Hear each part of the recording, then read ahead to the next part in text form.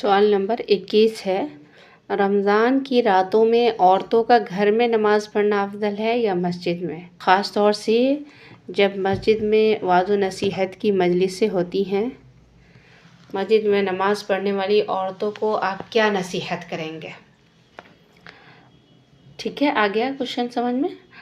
نبی صلی اللہ علیہ وسلم کی اس فرمان کی وجہ سے کہ عورتوں کا گھر میں نماز پڑھنا افضل ہے، وَبُيُوتُهُنَّ خَيْرٌ لَهُنَّ، اور گھر میں نماز پڑھنا ان کے لیے بہتر ہے، تو عورتوں کا گھر سے نکلنا فتنے سے خالی نہیں ہوتا، اس لیے ان کا گھر میں نماز پڑھنا افضل ہے، بہتر ہے۔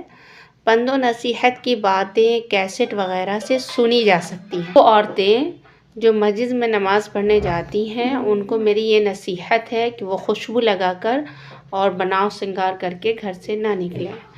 تو نبی صلی اللہ علیہ وسلم نے کہا کہ بیوتہن خیر لہن، کہ عورتوں کے لیے گھر میں نماز پڑھنا بہتر ہے، یہ نبی صلی اللہ علیہ وسلم کا فرمان ہے، کیونکہ گھر سے باہر عورتوں کے لیے کیا ہوتا ہے؟ فتنہ ہوتا ہے۔ یہ کس لیے تھا کہ گھر میں رہنا چاہیے، لیکن آج جب آپ جائیں، شاپنگ مال جائیں، منڈی جائیں، بازار جائیں، مارکیٹ جائیں، کہیں بھی جائیں تو مردوں سے زیادہ عورتیں دکھتی ہیں۔ اس کے علاوہ عورتیں جو ہیں ہر کام کے لیے باہر نکل رہی ہیں، تو جو مقصد تھا، جس مقصد کے تحت نبی صلی اللہ علیہ وسلم نے کہا کہ گھر میں نماز پڑھنا بہتر ہے، وہ مقصد تو دکھ نہیں رہا ہے، سمجھ رہے؟ تو نبی صلی اللہ علیہ وسلم کی حدیث تو اپنی جگہ ہے، لیکن آج جب کہ ہر جگہ خواتین جا رہی ہیں، ان ساری جگہوں سے بہتر ہوگا مسجد میں جانا۔ یہ صحیح ہے کہ کیسٹ وغیرہ سے بھی نصیحت سن سکتے ہیں، لیکن زیادہ اگر ڈائریکٹ اور سامنے سنتے ہیں تو اس کا اثر زیادہ ہوتا ہے، ٹھیک ہے، اوکے۔ تو عام طور پہ تو نبی صلی اللہ علیہ وسلم نے کہا کہ گھر میں نماز پڑھنا بہتر ہے، لیکن عیدین کی نماز جو ہے اس سے الگ ہے، اس کا حکم مستثنیٰ ہے، الگ ہے، اس لیے کہ اس بارے میں بہت ساری احادیث آئی ہیں اور مختلف انداز میں تاکید آئی ہے کہ عورتوں کو عیدگاہ میں جانا چاہیے، ٹھیک ہے، یہاں تک کہ جو حالت حیض سے ہو، عید کی نماز ہوتی ہے اس کے لیے، ہاں جو حالت حیض سے ہو تو ان کو بھی نبی صلی اللہ علیہ وسلم نے حکم دیا کہ آپ کو بھی جانا ہے، الگ کھڑے رہیں، نماز نہیں پڑھیں لیکن جائیں، دعا میں شامل ہو، ٹھیک ہے، تو عید کی نماز پڑھنے جانا۔ سوال نمبر 22 ہے، روزے کی حالت میں عورت کھانا چکھ سکتی ہے یا نہیں؟ تو ضرورت کے وقت کھانا چکھنے میں کوئی حرج نہیں ہے، البتہ چکھنے کے بعد تھوک دینا چاہیے۔ سوال نمبر 23 ہے، حمل کے ابتدائی یعنی اسٹارٹنگ کے مرحلے سے گزرنے والی عورت اسٹارٹنگ میں، شروع میں رمضان کے دن میں کسی حادثہ کا شکار ہو گئی، کافی خون گرنے کے بعد حمل ساقط ہو گیا، ایسی حالت میں اس دن کا روزہ پورا کرے گی یا توڑ دے گی؟ روزہ توڑنے کی صورت میں گناہگار ہوگی یا نہیں؟ تو یہ تو ہمیں معلوم ہے کہ حاملہ عورت کو حیض نہیں آتا ہے، اس لیے کہ حیض جو ہے، حیض کا رکنا ہی حمل کی علامت ہوتی ہے، پریگنینسی کی علامت ہوتی ہے، حیض کا رکنا پریگنینسی کی سائن ہوتی ہے، ٹھیک ہے، لیکن کچھ حاملہ کو اگر بدستور سلسلہ وار ہر مہینے جیسے وہ پہلے آتا تھا ویسے ہی آ رہا ہے تو وہ حیض شمار کرے گی، یہ تو ہو گیا حاملہ حیضہ کی بات، ٹھیک ہے، تو وہ نماز روزے ساری چیزوں سے رک جائے گی۔ اب ایک کوشچن یہ ہے کہ جس نے کسی وزنی چیز کو اٹھایا حالت حمل میں، پریگنینسی میں، اور اس کی وجہ سے اس کا خون جاری ہو گیا، تو یہ خون جو ہے حیض کا خون نہیں ہے بلکہ رگوں سے آنے والا خون ہے، تو اس حالت میں عورت نماز بھی پڑھے گی، روزہ بھی رکھے گی، اگر بچہ ضائع نہیں ہوا ہے۔ اب سوال یہ ہے کہ اگر خون تو جاری ہے ہی، بچہ بھی ضائع ہوا ہے، اب بچہ کتنے دنوں کا تھا، یہ ایک کوشچن ہے۔ بچہ اگر اس کا بچے کی صورت اگر واضح نہیں ہوئی ہو، اگر صورت واضح ہو گئی ہو تو وہ خون نفاس کا خون شمار ہوگا، نفاس کا خون یعنی جو آفٹر ڈیلیوری خون ڈسچارج ہوتا ہے وہ خون شمار ہوگا، اور اس میں وہ نماز روزہ بچے کی صورت اگر واضح ہو گئی ہے اور تب خون جاری ہو گیا، بچہ بھی ضائع ہو گیا، تو اس وقت کیا ہوگا؟ وہ نماز روزے سے رہ جائے گی۔ علماء کہتے ہیں حمل میں بچے کی تخلیق یعنی بچے کی صورت کم سے کم 81 ڈیز میں نمایاں ہو جاتی ہے۔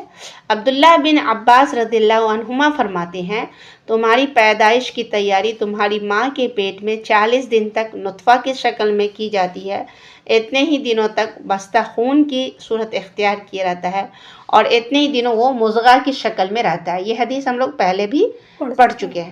اس کے بعد اللہ تعالیٰ ایک فرشتہ بھیجتے ہیں اور اسے 4 باتوں کے لکھنے کا حکم دیتے ہیں۔ اس سے کہا جاتا ہے کہ اس کی عمل، اس کا رزق، اس کی مدت زندگی اور یہ کہ بد ہے یا نیک ہے لکھ۔ 81 دن سے پہلے تخلیق یعنی صورت نمایاں نہیں ہوتی۔ بعض اہل علم کہتے ہیں کہ تخلیق نمایاں ہونے کی کم سے کم مدت 90 ڈیز ہے، 90 دن ہے۔ تو اگر 81 ڈیز سے پہلے مس کیریج اگر ہو گیا تو اس کو کیا ہے، اس کا خون جو ہوگا وہ نفاس کا نہیں ہوگا، اس میں نماز روزہ نہیں چھوڑے گی۔ لیکن اگر 81 ڈیز کے بعد ہوگا، ٹھیک ہے، تو وہ نفاس کا خون ہوگا اور اس میں نماز روزہ ترک کر دے گی۔ یہ کلیئر ہو گیا، سمجھ میں آ گیا؟ سوال نمبر 24 ہے، ایک عورت روزہ واجب ہونے کے بعد سے برابر روزہ رکھ رہی ہے، یعنی جب سے اس پہ روزہ واجب ہوا، خواہ وہ 12 سال کی تھی یا 15 سال کی تھی یا 10 ہی سال کی تھی، روزہ اس پہ واجب ہوا تو اس کے بعد سے وہ مسلسل روزہ رکھ رہی ہے۔ لیکن حیض کے جو چھوٹے ہوئے روزے ہیں جو ہر رمضان میں چھوٹتے ہیں، اس کو وہ قضا نہیں کرتی ہے اور جہالت کی بنا پر نہیں کرتی ہے یا لاعلمی کی بنا پر جو بھی ہے، تو اس مسئلہ میں عورت کو کیا کرنا چاہیے؟ تو محمد بن صالح عثیمین رحمہ اللہ کہتے ہیں مجھے افسوس ہے مسلمان عورتوں میں اس طرح کی سستی اور کاہلی پائی جاتی ہے۔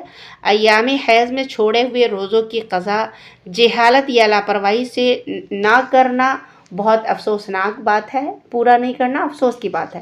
جہالت کا علاج جانکاری اور اہل علم سے سوال کرنا اور سستی کا علاج اللہ کا تقوی اختیار کرنا ہے، اس سے ڈرنا، اس کے عذاب سے خوف کھانا، اس چیز کی طرف سبقت کرنا ہے جس میں اس کی خوشنودی اور رضامندی ہے۔ یہ عورت اپنے کیے پر نادم ہو کر توبہ و استغفار کرے اور چھوڑے ہوئے روزوں کا اندازہ کر کے قضا کرے۔ ایسا کرنے سے وہ ان روزوں سے بری الذمہ ہو جائے گی۔ ہمیں امید ہے کہ اللہ تعالیٰ اس کی توبہ قبول فرمائیں گے۔ یعنی اگر کوئی عورت ہے، اس نے رمضان کی روزے جو اس کے چھوڑے ہوئے تھے، یعنی ایام حیض کے جو روزے تھے، اس کی قضا وہ کر نہیں رہی ہے مسلسل، تو کہہ رہے ہیں کہ ایسے لوگوں کو نادم ہونا چاہیے، اللہ تعالیٰ سے شرمندہ ہونا چاہیے۔ اور اگر نالج نہیں ہے تو نالج لینی چاہیے۔ نالج کیوں نہیں ہے؟ دین ہے، اور دین جب دیندار ہے، ایک مسلمہ ہے، تو اس پہ کچھ فرائض عائد ہوتے ہیں اللہ تعالیٰ کی طرف، تو اس کو فالو کرنا چاہیے، اور جو روزے چھوڑے ہیں تو اس کو اس کی قضا کر۔ سوال نمبر 25 ہے، نماز کا وقت ہو جانے کے بعد اگر عورت حیضہ ہو جائے، وقت ہو گیا، جیسے ظہر کا وقت ہے، ابھی نماز نہیں پڑھی اور حیضہ ہو گئی، تو کیا پاک ہونے کے بعد میں اس ظہر کی نماز کی قضا کرے گی؟ سمجھ میں آ رہا ہے؟ اسی طرح سے پاک ہوئی تو ظہر کا وقت تھا، تو کیا اس وقت قضا کرے گی اس کو؟ سمجھ میں آ رہی بات؟ نہیں آ رہا سمجھ؟ اسی طرح اگر وقت نماز میں پاک ہو جائے، یعنی وقت ہے ابھی، یا پھر پاک ہوئی تو عصر سے جسٹ پہلے پاک ہوئی، تو ظہر کا وقت تھا نا، عصر سے جسٹ پہلے پاک، تو اس کا کیا حکم ہوگا؟ دونوں صورت میں اولیٰ ہے اور احوط یہی ہے، بہتر یہی ہے کہ وہ اس نماز کو پڑھے۔ سمجھ میں آ رہا ہے؟ یعنی جو وقت تھا، جیسے ظہر کا وقت تھا، اس نے نماز نہیں پڑھی تھی، تو اس نماز کی قضا کرے گی بعد میں جب پاک ہوگی۔ اسی طرح سے عصر سے پہلے اگر پاک، کا مطلب ہے کہ ظہر کی نماز اس کے اوپر واجب ہے، اس لیے وہ اس ظہر کی نماز کو بھی پڑھے گی۔ ایک 65 سالہ عورت کو 19 سال سے بچہ نہیں پیدا ہوا اور اسے 3 سال سے برابر خون آ رہا ہے، رمضان کا مہینہ قریب ہے، یہ اور اس جیسی عورتیں نماز، روزہ اور دیگر عبادتیں کیسے کریں؟ جن عورتوں کو برابر خون آتا ہے وہ اپنی پرانی عادت کے مطابق نماز روزہ ترک کرے گی۔ اگر ان کو شروع مہینہ میں 6 دن آتا تھا تو یہ عورت مہینے کے ابتدائی 6 دنوں میں نماز پڑھے گی اور روزہ رکھے گی۔